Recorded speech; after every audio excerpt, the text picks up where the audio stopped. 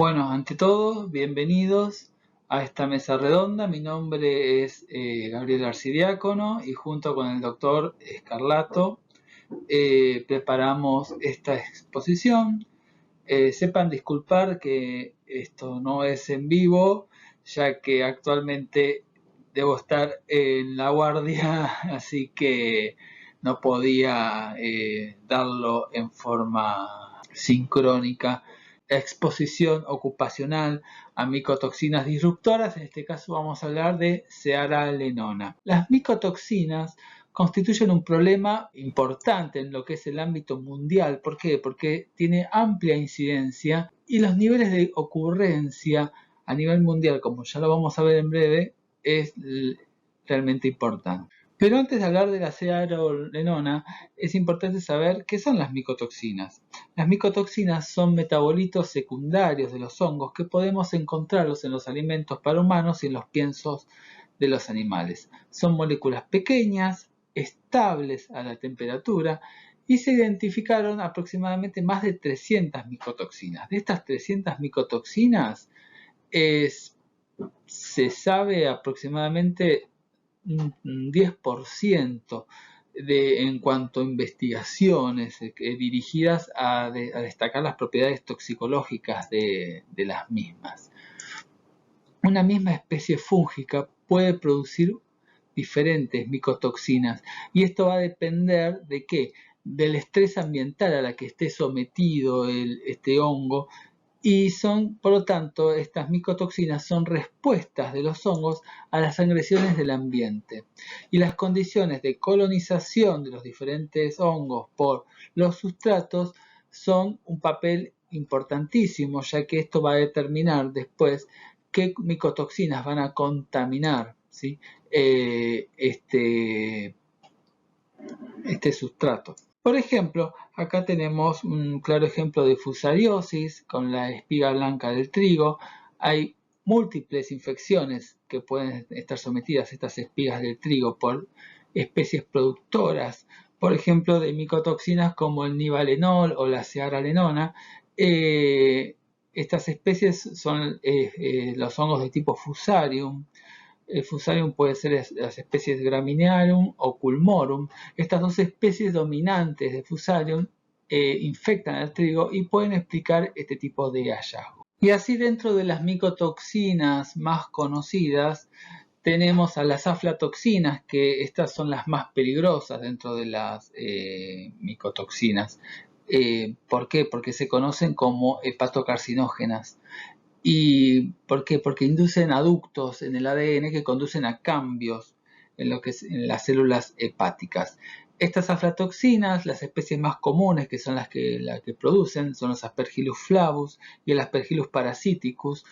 Y después también tenemos, como vemos en el gráfico, a la cearalenona como micotoxinas conocidas, que, como hablamos hace un ratito, son producidas por hongos del género Fusarium. En este cuadro lo que tenemos es la diferente prevalencia de las micotoxinas y lo que podemos ver es que es un problema de tipo mundial. Hay algunas áreas del mundo donde no conocemos la prevalencia de estas micotoxinas, pero ciertamente sabemos, por ejemplo, en América del Norte, América del Sur, en Europa, en algunas zonas de África y en algunas partes de Asia, se creen de que hasta el 25 al 80% de la producción mundial estaría contaminada con diferentes micotoxinas. Y en la mayoría de los casos, estos niveles detectados no superan los valores reglamentarios o recomendados, según lo que se conoce como en valores. Las micotoxinas, en cuanto a sus efectos tóxicos sobre la salud humana, generalmente son por exposiciones crónicas a las mismas. Y acá tenemos la carcinogenicidad, la inmunosupresión, el daño hepático a nivel del sistema nervioso central, a nivel renal, el retraso del crecimiento, la disrupción endocrina, y la vía principal de exposición para la población general es la vía oral, o sea, a través del consumo de estos alimentos contaminados, como por ejemplo los cereales, las nueces, las frutas secas y las especias. Pero también puede aparecer otro tipo de exposición adicional a las micotoxinas, que es por inhalación o por la exposición dérmica, que estas son menos estudiadas que la exposición vía oral.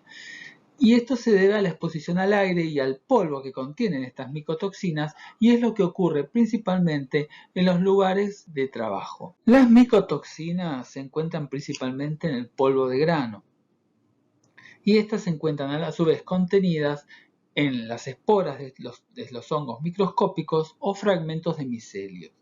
Y ambos pueden actuar como portadores de estas micotoxinas para trasladarlas a lo que es el sistema respiratorio de los trabajadores, dado que las micotoxinas en sí no son volátiles. Las micotoxinas persisten en los entornos laborales, incluso en ausencia del crecimiento del hongo, ya que resisten a factores abióticos adversos como la temperatura, tanto alta como baja, y esta es la razón por la cual la falta de crecimiento de los hongos no puede utilizarse como sustituto de lo que es la contaminación por micotoxinas. El polvo de grano es una mezcla compleja de partículas de hongo, bacterias, insectos, desechos animales, silicatos, gases y vapores, no solamente están constituidas por estas micotoxinas. Y el polvo de grano orgánico va a contener varios contaminantes, tanto hongos y micotoxinas, o sea, es muy probable que ocurra una coexposición a diferentes micotoxinas. Por lo tanto, los efectos sinérgicos o aditivos deben también tenerse en cuenta a la hora de realizar un riesgo, y las mediciones deben buscar varias micotoxinas, no solamente una sola. Por lo tanto, es relevante desde una perspectiva de salud laboral estudiar lo que es la simultaneidad en la exposición a diferentes micotoxinas, y especialmente en entornos ocupacionales donde la exposición es tal que constituye un gran potencial en lo que es la enfermedad para los trabajadores. Por este sinergismo de las diferentes micotoxinas o adición de la acción de estas micotoxinas. ¿Cuáles son las tareas con alta exposición a este polvo orgánico? Por una parte, los trabajos de almacenamiento, carga, manipulación, molienda de materiales contaminados, cereales, desperdicios, piensos de animales, la cría de animales. Las plantas procesadoras de piensos presentan un riesgo especial a esta exposición a micotoxinas, ya que el nivel autorizado de concentración en este tipo de alimentos a veces es muy superior a lo que es contemplado como límites para el consumo humano. ¿Y qué sabemos de la harina? La harina es un complejo polvo orgánico que comprende una o varias mezclas de diferentes granos de cereales. Y esto también puede tener contaminantes, ¿sí? Como hongos o micotoxinas. Y al fin y al cabo es la materia prima que ingresa a los entornos laborales. Entre los diferentes granos de cereales que pueden contener la harina, por ejemplo, tenemos el trigo, el centeno, el mijo, cereales de cebada, avena, maíz, todos estos transformados o molidos mediante la molienda, obviamente. Y por otra parte también tenemos a la panadería como una fuerza laboral considerable que va a involucrar a muchos trabajadores en este entorno laboral específico. Este entorno va a ser muy complejo, hay varios sensibilizadores potenciales, hay trigo, centeno, etc. Y es una actividad industrial importante dentro de la Argentina, ya que sabemos de que el pan es un producto conocido y apreciado. En Egipto, por ejemplo, las concentraciones de aflatoxina sérica fueron significativamente mayor en los trabajadores expuestos al trigo. Y en Portugal también se detectó en el suelo un 50% de trabajadores avícolas, mientras que estaba ausente en todos los suelos de los controles. Zearalenona. La zearalenona es una micotoxina de distribución mundial, está producida por diferentes especies del género Fusarium, que ya lo hablamos previamente. Se encuentra en climas cálidos y húmedos y es estable a temperaturas por arriba de los 150 grados. Es una micotoxina de tipo estrogénica, o sea, es un micoestrógeno, es no esteroidea y principalmente perjudicial para la reproducción femenina. Es estable a altas temperaturas, es difícil de degradar durante todo lo que es el procesamiento común de los alimentos y se convierte así en un problema de salud pública importante. Esta micotoxina no esteroidea, pero con actividad estrogénica, se caracteriza por ser una lactona ácida resorcílica y la estructura química de la zearalenona es similar al 17-beta-estradiol y a otros estrógenos naturales, lo que le permite unirse a los receptores de estrógeno. lo que causa así estrogenicidad y por lo tanto esta zearalenona se considera un disruptor endocrino. Imita el estrógeno, compite con los estrógenos por los receptores citosólicos de las células blanco y activan el receptor de estrógenos. En humanos se ha relacionado que el consumo de la zearalenona con la presentación de pubertad precoz en las niñas y el aumento del tamaño de los órganos reproductores en los niños. En la imagen lo que vemos son las estructuras que son similares y son las que van a interactuar con los receptores estrogénicos entre la zearalenona, que es la A, y el 17-beta-estradiol, que es el B. Esta zearalenona puede contaminar maíz, trigo, sorgo, especias, arroz, nueces, aceite, cebada, leche, harina, piensos del ganado y principalmente el polvo de los granos, que es lo que más va a estar relacionado con la exposición laboral. Como dijimos, está producida por los hongos del género Fusarium, junto con los tricotecenos tipo B, como por ejemplo el deoxinivalenol, el DON, o el nivalenol, o el 3-adón, o el 15-adón, y está relacionado con el aumento de la frecuencia de aparición de las micotoxinas asociado con las precipitaciones durante la floración del trigo, donde acá tenemos humedad y calor como factores que pueden precipitar la aparición de estas micotoxinas. Estas micotoxinas de mayor preocupación, como la zearalenona o como el deoxinivalenol, el DON, tienen un mayor impacto a nivel intestinal, hepatotoxicidad, estrés oxidativo e incide negativamente en lo que es la inmunidad adquirida, con aumento de las citoquinas inflamatorias y reducción de la absorción de los nutrientes. Como dijimos, la exposición laboral a la zearalenona va a ser principalmente por la contaminación del trigo y principalmente por exposición al polvo del grano, ¿sí? Y va a estar relacionado con la cosecha, la descarga del grano y los trabajadores del grano. Todas las muestras de polvo sedimentado en las panaderías también mostraron la contaminación de 6 a 8 micotoxinas diferentes en las muestras. Como dijimos, las exposiciones a las micotoxinas, la zearalenona no es la excepción. Por una parte tenemos la exposición dietética y por otra parte tenemos la exposición laboral, que acá aparece la inhalación y el contacto dérmico, que es poco estudiado, más la exposición dietética. Y en cuanto a la exposición dietética, se han establecido valores de lo que es la ingesta diaria tolerable en Europa y en Estados Unidos. Los van desde 0,25 microgramos por kilo por día a 0,5 microgramos kilo día. Y en cuanto a la exposición crónica, la manipulación de los granos, sabemos de los síntomas respiratorios.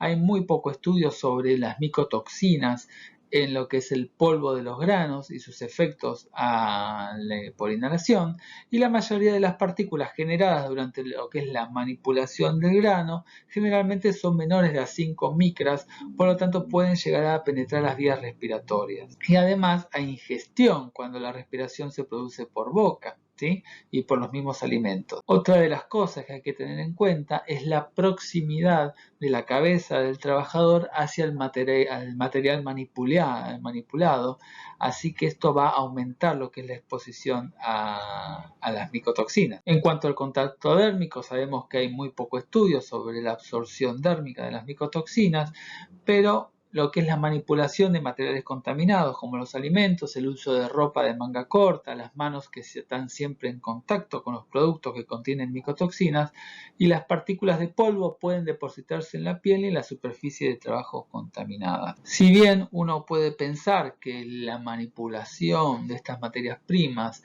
es lo más asociado a la exposición por contacto, en realidad la exposición más importante se debe a lo que es la limpieza, ¿sí?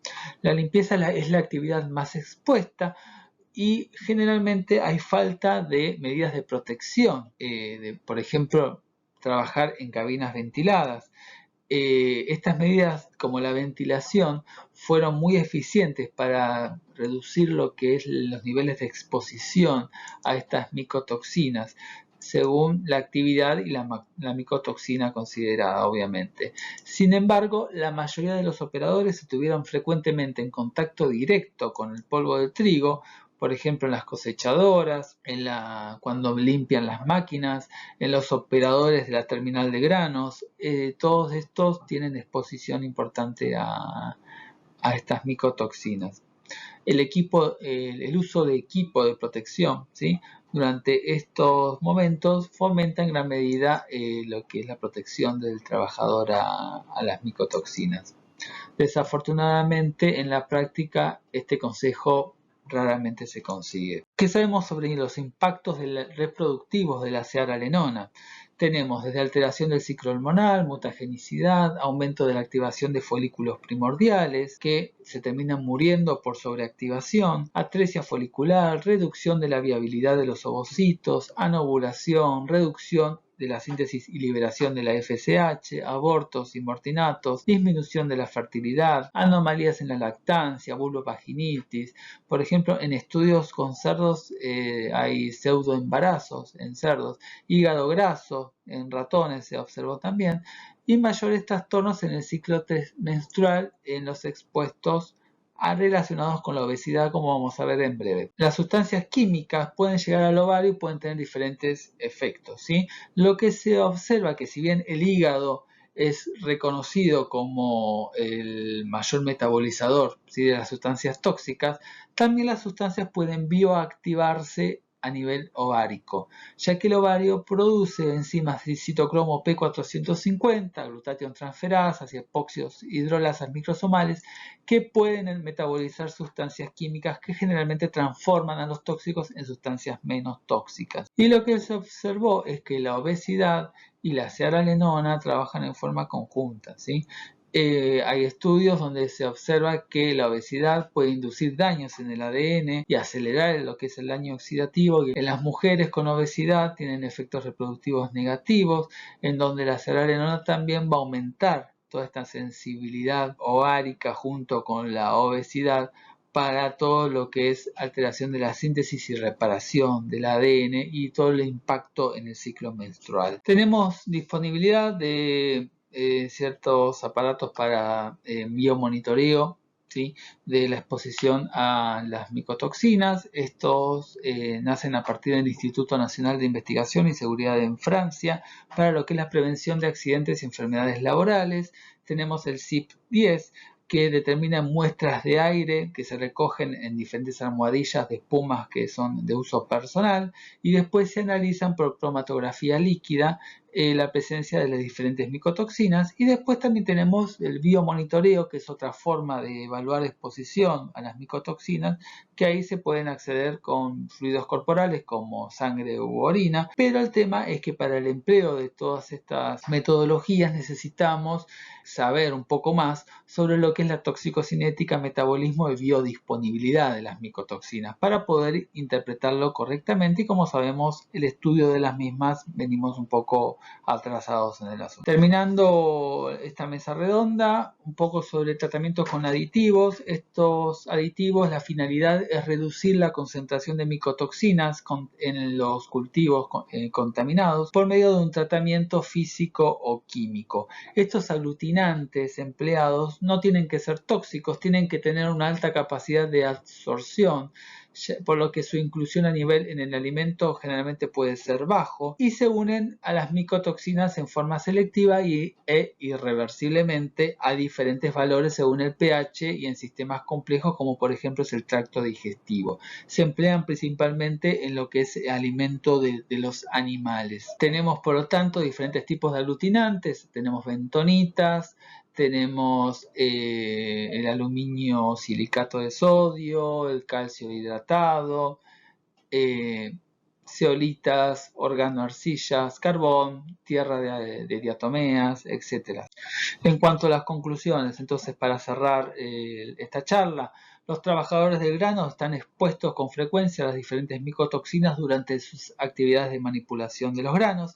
En las terminales de los granos la exposición es mayor cuando los operadores están en contacto directo con el grano, por ejemplo en movimientos frecuentes de entrada y salida entre la oficina y los muelles de descarga, la presencia continua en la terminal, que cuando están trabajando continuamente en una oficina. Los niveles más altos de exposición a las micotoxinas se observan principalmente en lo que es la actividad de limpieza limpieza, seguida en lo que es la recepción de granos en la terminal de granos. Es importante entonces identificar los comportamientos de los trabajadores, como no llevar equipo de protección como guantes o dispositivos de protección respiratoria, y como les dije en las otras diapositivas, se destaca la falta de desarrollo de estudios científicos en el área y la importancia de crear mecanismos de vigilancia y de control de los alimentos que van a ser destinados a la alimentación tanto de los seres humanos como de los animales. Y las estrategias primarias, por lo menos para reducir lo que es el riesgo de la aparición de estas micotoxinas, constituyen lo que son las buenas prácticas agrícolas. Por ejemplo, en el campo, la rotación de cultivos, cultivos del suelo, maleza y control de insectos, cuidadoso uso de fungicidas. Espero que les haya gustado la charla. Muchas gracias por la atención y nos vemos en breve.